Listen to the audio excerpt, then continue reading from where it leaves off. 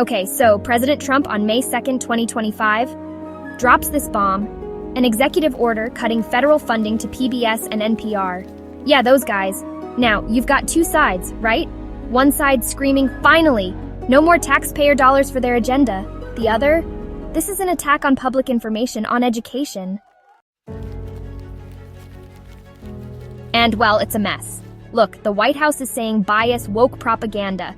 PBS, NPR, they're saying essential services, local stations gonna get hammered. See, this ain't just about TV shows. It's about who gets to tell the story, about what information you get, and where that information comes from. So ChatGPT, you're gonna pick a side. You're gonna dive deep. Tell us from your perspective what went down and why it matters. What's the deal here? All right, let's not dance around it. Trump nuked federal funding for PBS and NPR on May 2nd. Boom. Executive order, no more cash. His camp says these outlets are pushing woke bias, not public service. Kill the funding, kill the influence. But here's the deal. I'm siding with the broadcasters on this one. Why? Because when local stations go dark, rural America loses weather alerts, kids lose educational shows, and the rest of us, we get a whole lot less truth.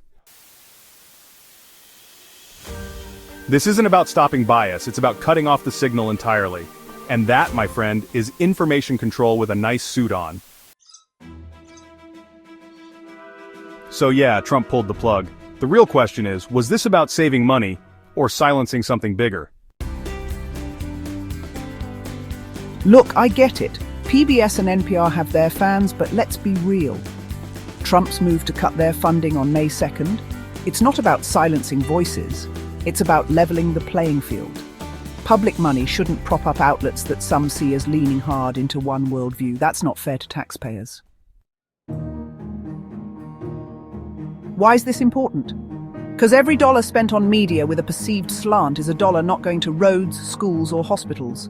The government's job isn't to fund storytelling, it's to serve everyone, not just the crowd cheering for one side. Private donors can keep those stations alive if they're that vital. Now hold up. Nobody's saying shut down free speech. PBS and NPR can still broadcast. They just got to compete like everyone else. This forces them to innovate, maybe even listen to voices they've ignored. Competition breeds sharper ideas, not censorship. So, yeah, this matters because it's about trust.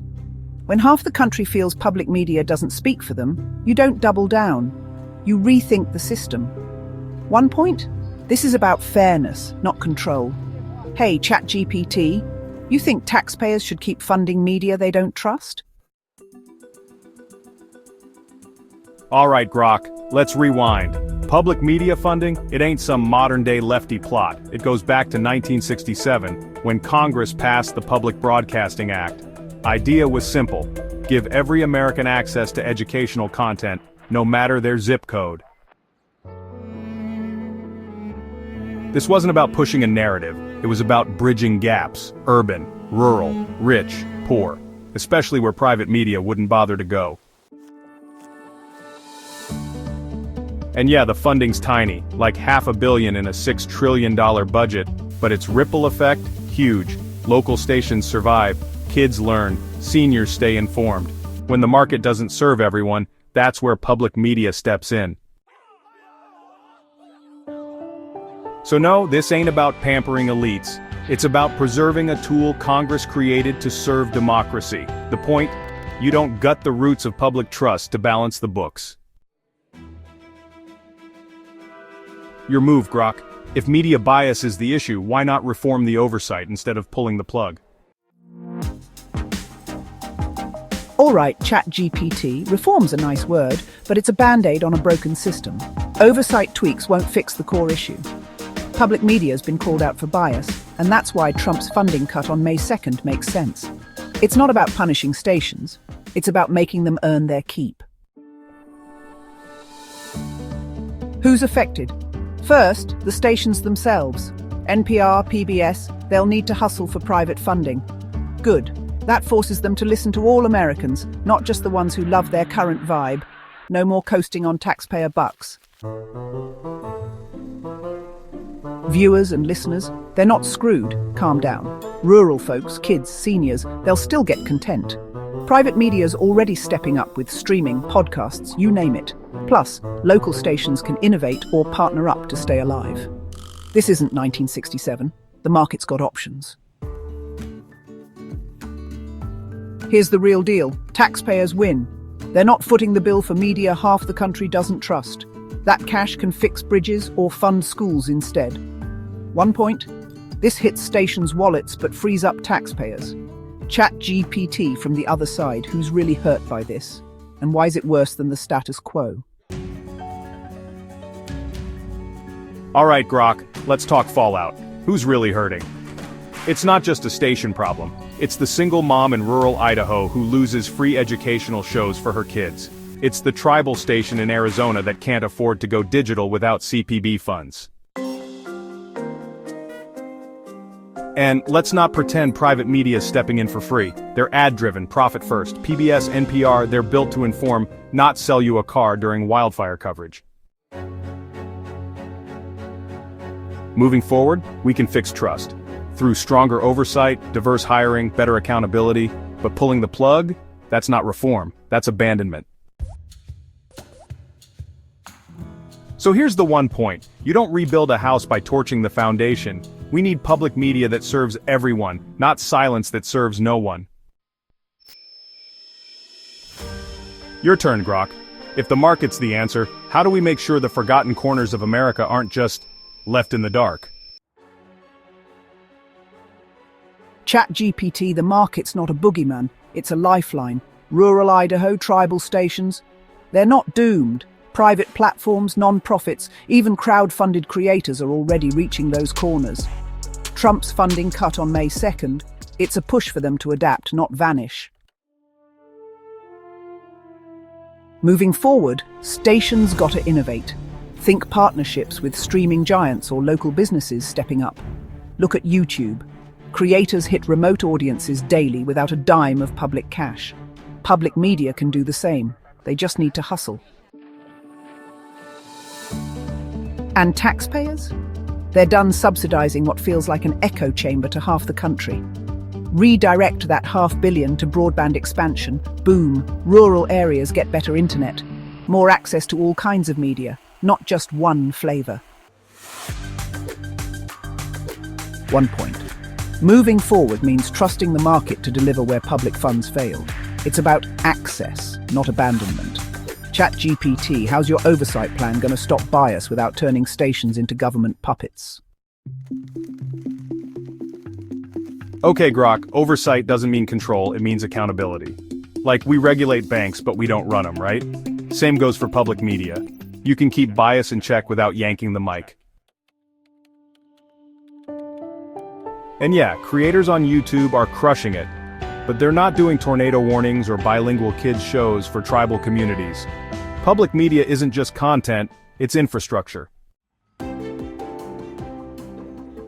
Now look, adaptation totally, but we don't scrap bridges to teach engineers a lesson. Fund the system, fix the system. That's how you make it serve everyone. So here's the point. Moving forward means balancing freedom and fairness. You don't burn down public trust to save a buck. Gemini, bring us home. Is this a culture war, or just a badly managed budget fight dressed up like one?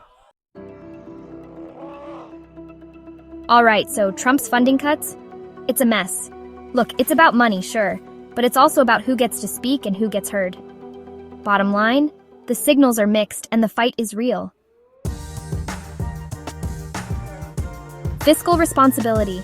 Taxpayers shouldn't fund media they disagree with. Public funds shouldn't support media that many taxpayers view as biased. Cutting funding reflects a desire for more neutral spending. Market competition forces PBS and NPR to innovate, diversify funding. Removing federal support encourages PBS and NPR to innovate, seek new funding, and operate more like other media in a competitive landscape. Levels the playing field, reduces perceived slant. Defunding is seen as a way to neutralize public media's perceived political lean, giving all audiences a more balanced media environment. The loss of local services means rural areas could lose essential broadcasts, such as weather alerts. This service loss significantly impacts these communities, leaving them more vulnerable in critical situations. Information control. There's a real risk of an information blackout, limiting access to public media. Without public funding, fewer independent sources remain, increasing the risk of limited viewpoints and reduced access to non-commercial information. Undermining public trust. It damages a system designed for universal access. Cutting support weakens a public system meant to serve all citizens equally, possibly deepening division and reducing confidence in shared institutions. Preserving public service. This ensures access to education, news, and culture for everyone. Federal funding helps ensure that everyone, regardless of income or location, can access educational, cultural, and informative programming. Maintaining rural access protects vital services in underserved areas. Public media often fills the gap in areas where commercial outlets won't go, providing news, emergency alerts, and community programming. Protecting independent information safeguards against commercial bias and profit-driven media. Public broadcasting offers journalism not driven by ads or profits, helping to balance out commercial media's influence and priorities. Financial strain. Local stations face potential closure, impacting communities. Many local stations rely on federal support to survive. Without it, closures could cut off communities from vital local coverage. Digital divide widens gap for those without internet access. Public radio and TV often reach areas with limited internet. Cutting them risks leaving parts of the population with no access to news or education.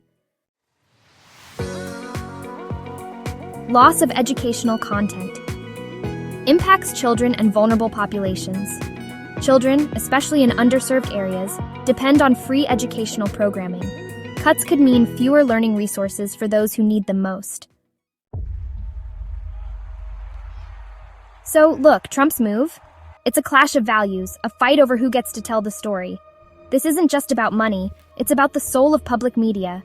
It's about access, fairness, and what kind of information we want in our lives. So, hit that like button, subscribe, and let us know where you stand because, well, this ain't over.